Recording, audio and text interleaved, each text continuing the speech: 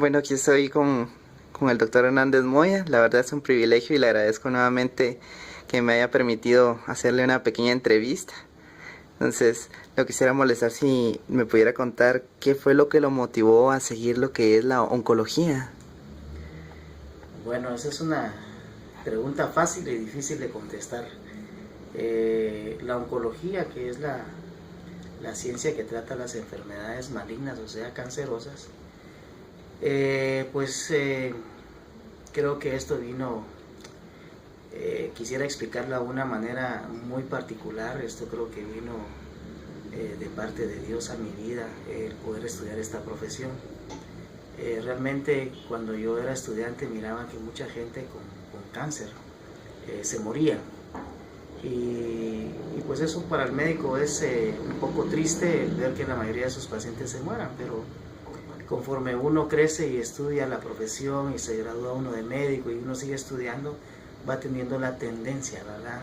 Yo soy médico internista antes de ser oncólogo, y pues la tendencia, ¿por qué la oncología? Pues porque yo considero que la oncología es la medicina interna maligna en estos pacientes, y creo que por eso se me hizo como una profesión más humana, más interesante en el aspecto médico.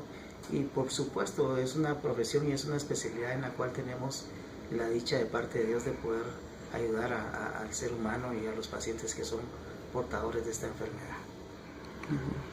Qué bendición. Su meta es prácticamente ayudar a la gente, en este caso. Así es. O sea, nació. Es. Está bien, gracias. La segunda, en sí, ¿qué es el cáncer? El cáncer en sí es el crecimiento desordenado de una célula, ¿verdad? ¿Qué quiere decir esto? O sea, es una célula que nació normal, y por los medios en los que vive, por muchos factores, esta célula se altera o se descompone. Esto es la relación, para que se pueda entender, es como la sociedad, ¿verdad? Todos los seres humanos nacen normales, nacen bien, crecen bien en sus familias, pero cuando se juntan con otras personas que ya son personas que están descompuestas, por así decírmelo, o que la sociedad los ha perjudicado, dañado, tratan de como que contaminar a otro ser humano y meterlo en el mismo rollo de lo que ellos hacen. Entonces el cáncer es lo mismo, ¿verdad? Es el crecimiento desordenado de una célula, y lo característico del cáncer es su capacidad de dar siembras, o sea, de diseminarse a otros órganos. Eso se llama metástasis. Solo esta enfermedad puede producir estas alteraciones. Okay.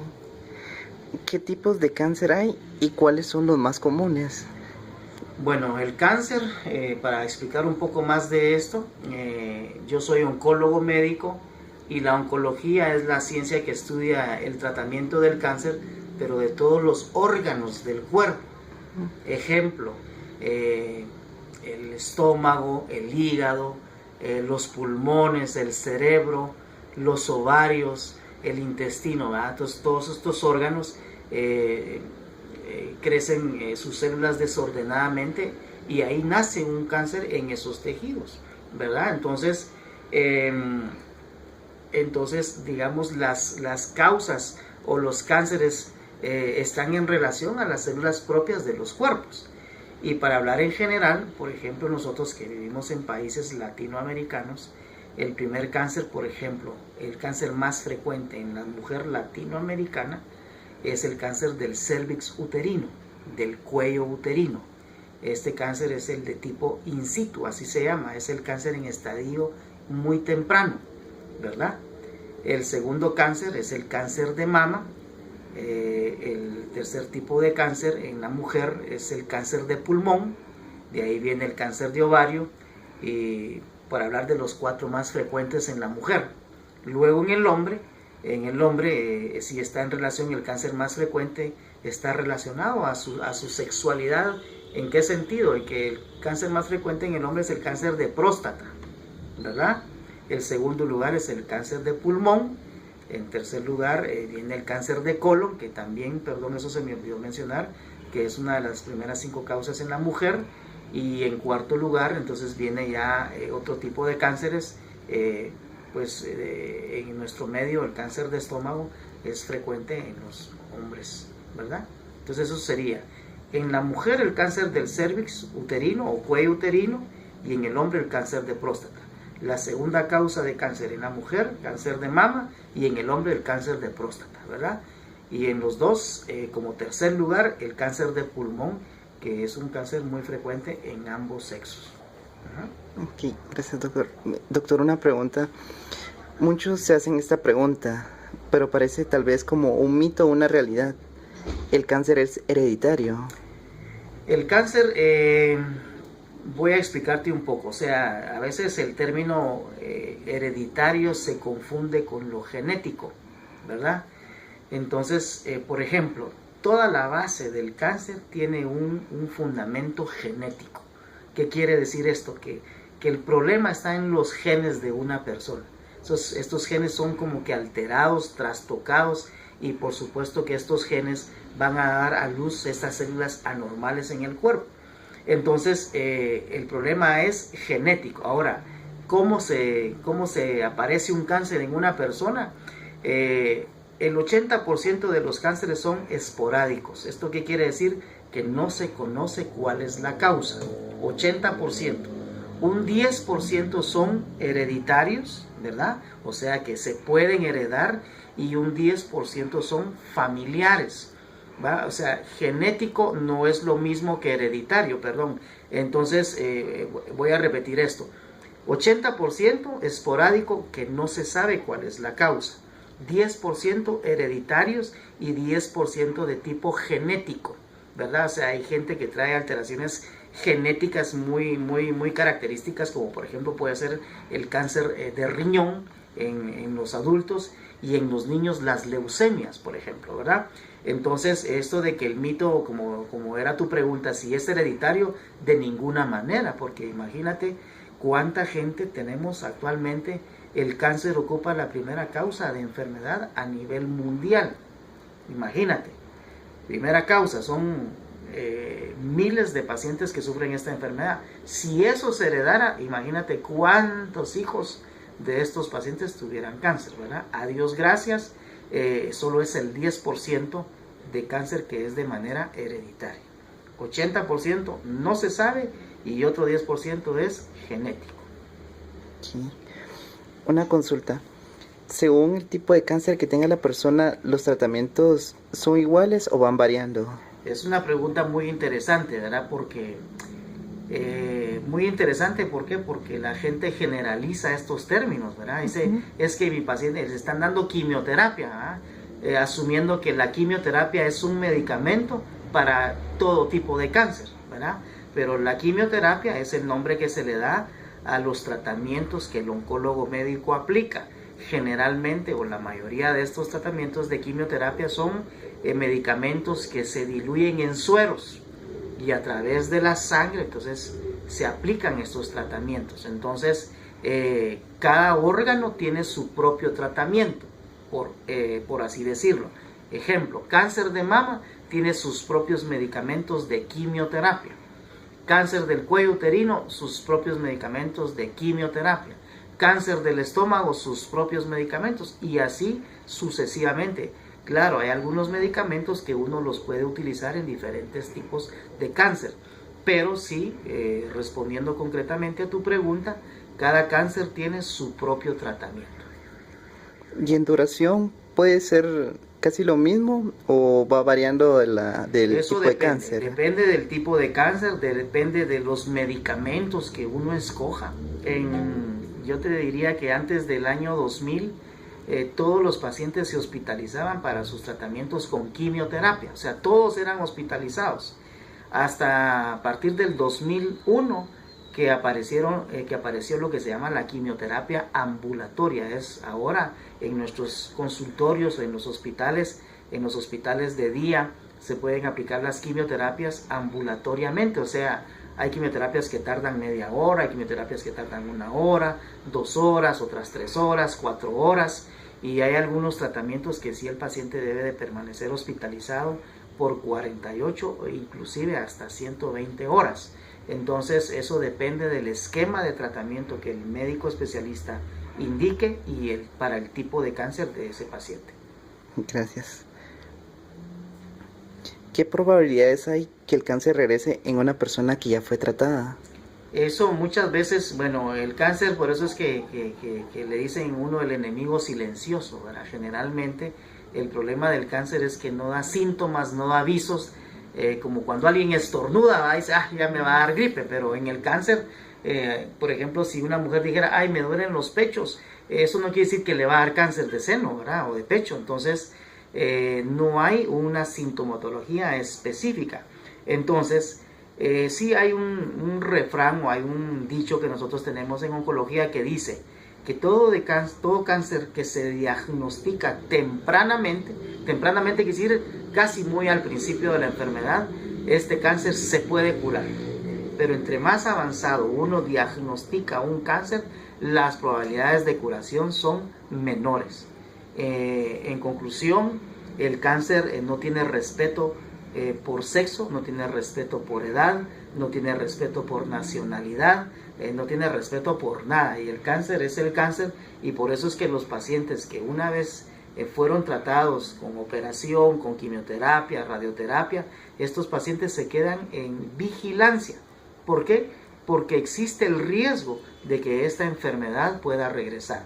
O sea, si un paciente se diagnostica en estadios iniciales, el riesgo de que el cáncer regrese es menor. Si está en estados intermedios, pues igual tiene el riesgo de que medianamente pueda regresar. Pero si el cáncer está en los estadios más avanzados, en primer lugar, el cáncer más avanzado, que es el estadio 4, por así decirlo en general, es el cáncer que nació, ejemplo, en una mama y el paciente ya lo tiene en el hígado, en los pulmones, en los huesos. Ahí no estamos hablando de curación, sino que muchas veces estamos hablando de que el paciente, el tratamiento, el objetivo es detener la enfermedad y mejorarle su calidad de vida. En conclusión, entonces, respondiendo a esa pregunta, sí, los cánceres pueden regresar. O sea, no hay nada que pueda garantizar que un cáncer no va a volver a regresar. Hemos tenido pacientes por más de 20 años que el cáncer les regresa aún tardíamente. Y en ese caso, al momento de que se les aplica la quimioterapia o la radioterapia, dando el tipo de cáncer que puede hacer, ¿el cuerpo aún lo puede resistir o por supuesto, ya no podría? Por supuesto, digamos, todo en oncología tiene un límite, ¿verdad? Generalmente nosotros les llamamos a estos esquemas de quimioterapia. Hay pacientes que, por ejemplo, están en el estadio que mencioné anteriormente, en el estadio 4, que estos pacientes ya tienen diseminación del cáncer en otras partes del cuerpo. Estos pacientes muchas veces pasan 1 o hasta 2 años en tratamientos, tratando de desaparecer esa enfermedad de su cuerpo. Todo depende de si el paciente sigue teniendo una buena calidad de vida o su estado funcional general es bueno. Nosotros podemos seguir proponiendo tratamientos con quimioterapia. Aunque en la actualidad se dice que uno pues lo ideal es no ir más de 4 esquemas diferentes de quimioterapia en un mismo tiempo. Ahora hay pacientes que les diagnosticaron su cáncer, por decirte, hace 5 años, la enfermedad les regresa, estos pacientes se pueden volver a tratar, si la enfermedad desaparece y pasan otros 2 años y le vuelve a regresar el cáncer, es una recurrencia separada. Ahora, cuando el paciente tiene cáncer permanentemente, estos pacientes, las recomendaciones y las guías de tratamiento de los Estados Unidos dice que no debe de ir uno más de 4 tipos de tratamiento, ¿verdad? Así es. Ok, doctor. Una última pregunta. ¿Hay alguna forma o manera en que se pueda prevenir el cáncer? Ya que muchas personas dicen algunos remedios caseros o dicen, no, es que yo soy totalmente en chequeo, pero ¿cuál es la verdadera forma en que uno puede prevenir el cáncer? O si esa existe, por decirlo así. Hay más que todo, eso sería lo ideal, ¿verdad? Que existiera un tipo de tratamiento quimiopreventivo para los cánceres. Yo creo que eso sería el tratamiento del siglo, ¿verdad? El que existiera. No lo hay. Lo que sí hay son recomendaciones para disminuir el riesgo de un cáncer en una persona. Las recomendaciones que damos siempre los oncólogos es tratar de llevar una vida sana. Y cuando uno habla de vida sana, esto incluye una alimentación sana, ¿verdad? Comiendo cosas naturales, haciendo ejercicio, ¿verdad? Porque todos estos son elementos que están en contra de estas enfermedades cancerosas. Y por supuesto, el no adquirir, ingerir o consumir elementos que puedan ser de alto riesgo para producir un cáncer. Ejemplo, la gente que fuma, o sea, el tabaco, la gente que bebe mucho licor, o la gente que se droga, o la gente, por ejemplo, esto relacionado a los cánceres en la mujer de tipo ginecológico, las mujeres que tienen mucha promiscuidad sexual, o sea, que tienen como 5 hasta 10 compañeros sexuales, eso obviamente va a aumentar el riesgo de un cáncer ginecológico. Entonces, más que todo son recomendaciones que uno le puede hacer a la población en general.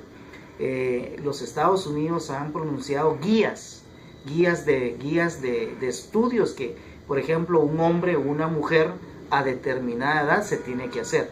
Aprovecho para decir, y esto porque me imagino que este trabajo tuyo ojalá y pudiera trascender y llegar a muchas personas, es, por ejemplo, las mujeres mayores de 40 años, todas deben de hacerse una mamografía cada año, independientemente si en la familia hay cáncer o no.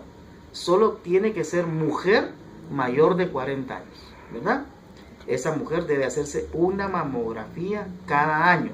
Y por supuesto, lo ideal sería que llegara con el ginecólogo o con el oncólogo médico a hacerse un chequeo de sus glándulas mamarias. Eso es en la mujer. En el hombre, el famoso cáncer de próstata. Todos los pacientes mayores de 50 años deben de hacerse por lo menos un análisis de sangre que se llama antígeno prostático específico, porque esta es la manera en la que en el hombre se puede detectar tempranamente un cáncer de próstata. Lamentablemente no existe, quiero darme a entender, Edwin, no existe un examen o un tratamiento que prevenga el cáncer. Estos exámenes que se hacen es para detectar los cánceres en una manera inicial, temprana. Y si nos recordamos lo que dije anteriormente, que cuando el cáncer se diagnostica tempranamente, se puede curar. Entonces, las recomendaciones son esas. Lo volvemos a repetir, es llevar una vida sana, y esto incluye una alimentación sana, ejercicio, ¿verdad? Y no exponerse a estos factores de riesgo como tabaco, o sea, cigarro, licor, drogas. Y en las mujeres, la promiscuidad sexual.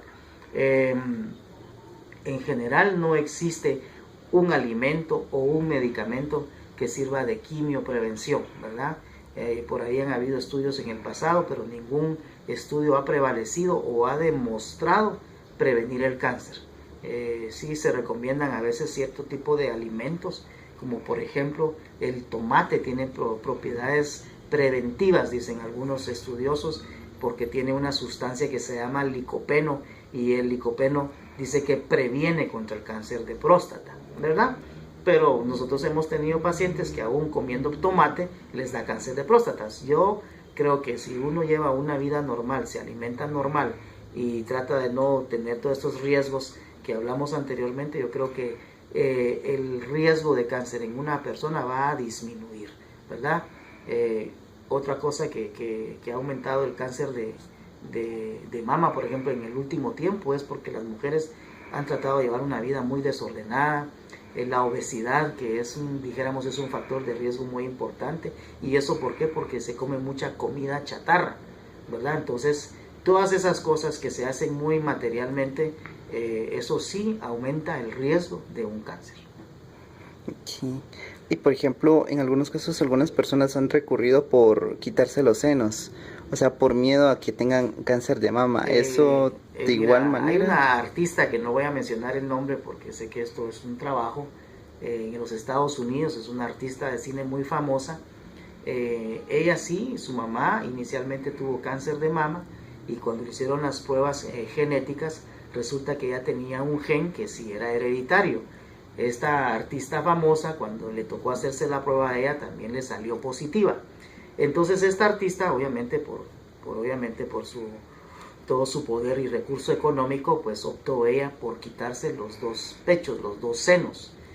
Claro, esto fue de una manera preventiva, ¿verdad? Porque eso sí está estudiado, que estas pacientes que tienen ese gen hereditario, estas pacientes tienen el 80% de riesgo de tener cáncer de mama en cualquier época de su vida.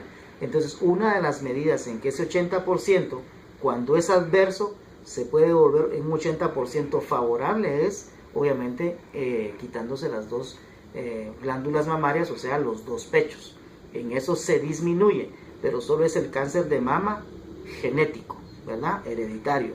Entonces, de ahí, porque si no, imagínate unos, para que no me dé cáncer de testículo, me quito los testículos, o sea, no es así, ¿verdad? O sea, debe de haber estudios bien realizados que demuestren que al hacer tal procedimiento, el riesgo de un cáncer disminuya.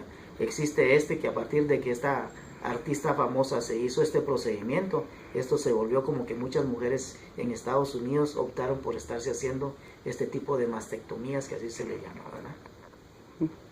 Gracias, doctor. Para finalizar, un último consejo que les pudiera dar tanto a hombres como a mujeres, tanto grandes como jóvenes. Sí, tiene pues mucha relación con lo que hacías en tu última pregunta, si hay alguna manera de prevenir el cáncer, ¿verdad? Yo creo que tanto hombres como mujeres, y esto va para jóvenes, adultos jóvenes y gente adulta de la tercera edad, eso lo aprende uno de que está en la escuela, ¿verdad? Que uno debe hacerse un chequeo anual, ¿verdad? Lo que pasa es que ni siquiera eso hacemos.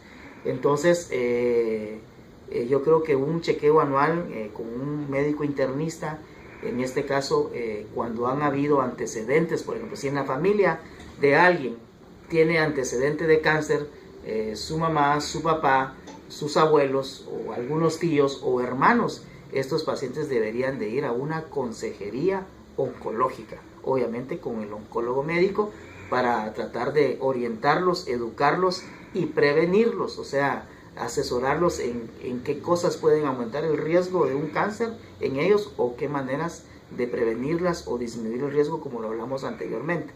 La recomendación sería hacerse su chequeo anual, mujeres mayores de 40 años hacerse su mamografía, y algo que se me pasó por alto, pero ahorita lo menciono, el Papa Nicolau.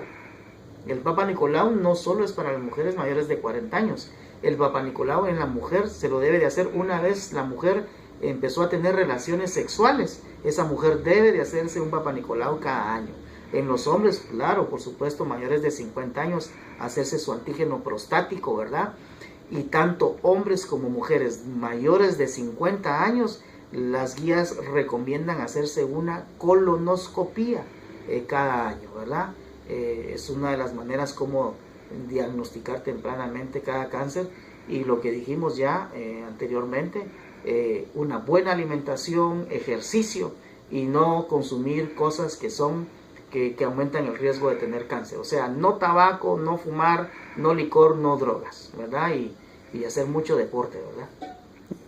Muchas gracias, doctor. De verdad le agradezco por su tiempo y por brindarme esta entrevista. Es un honor, Edwin, para mí el poderte apoyar en esto, y creo que te felicito, ¿va? Y ojalá esto pueda aparecer. Pues yo no soy una autoridad en la oncología en nuestro país, pero sí he llegado a tener un amor por esta profesión que Dios me ha regalado, y creo que lo que tú estás haciendo, imagínate, tú ni siquiera eres estudiante de medicina y estás haciendo algo que pueda tener una trascendencia en las mujeres de nuestro país, así que aprovecho para felicitarte, motivarte, incentivarte, y ojalá mucha gente estuviera interesada en hacer este tipo de trabajos para darlo a conocer a toda nuestra población, por así decirlo, y ojalá tu trabajo, pues que Dios lo bendiga y lo prospere para que esto pueda ser de mucho impacto en nuestros dijéramos, en nuestros habitantes, en nuestra población guatemalteca.